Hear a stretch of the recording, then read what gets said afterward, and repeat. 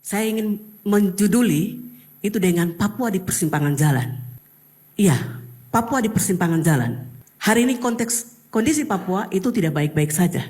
Fakta di lapangan kita tahu bahwa masyarakat adat kita itu sedang ada dalam kebingungan, kepanikan. Hari ini posisi negara itu tidak hadir bagi masyarakat adat. Ini catatan saya ya, ini saya ingin memberikan masukan. Kita bicara genocide itu bukan lagi kita sedang memasuki fase itu. Land grabbing, perampasan tanah itu sedang terjadi. Ekosida berkaitan dengan tanah-tanah adat, hutan adat. Itu bukan lagi dikelola masyarakat adat hari ini. Kalau kita bicara tentang masa depan Papua, maka kita bicara harus berbasis pada apa yang dipunyai oleh masyarakat adat saat ini. Bagaimana mereka akan maju, bagaimana perubahan.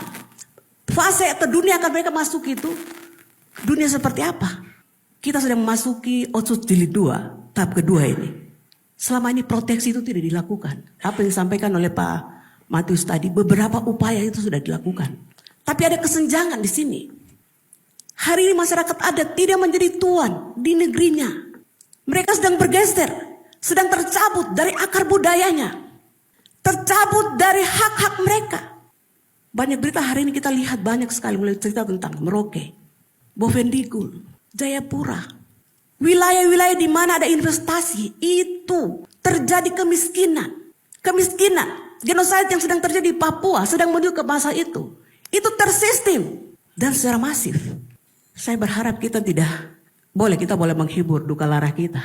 Tapi mari kita bicara tentang apa sesungguhnya kondisi kita hari ini. Baik itu masyarakat adat. Jangan kita tidur. Para tetua adat, bangun kembali. Pemerintah daerah hari ini dengan kebijakan Otsus untuk anak asli Papua memimpin. Mari bicara. Saya pikir agenda ini sangat menarik dan baik sekali buat kita. Dan tidak hanya kita bicara di level ini. Saya pikir orang-orang penting dalam hal ini adalah para pemegang mandat keputusan di pemerintahan, baik di provinsi maupun kabupaten.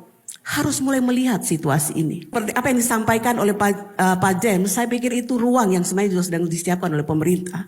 Tapi kembali lagi, mari kita lihat kondisi existing kita. Fase perencanaan yang tadinya sebenarnya sudah digagas di inisiatif di Kabupaten Jayapura, mulai dari kampung ke atas. Itu ruang itu harus semakin terbuka untuk kita. Dengan pendanaan-pendanaan yang sekarang mulai turun.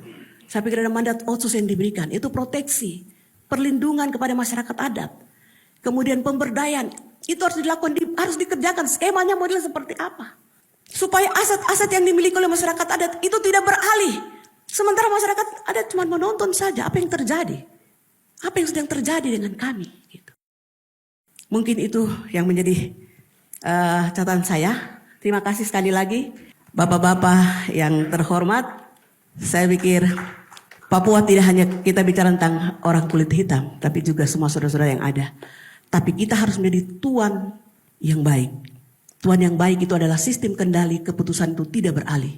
Tapi harus ada pada kita. Dan kita yang harus mengatur semua. Bukan sebaliknya kita menjadi penonton. Demikian, terima kasih.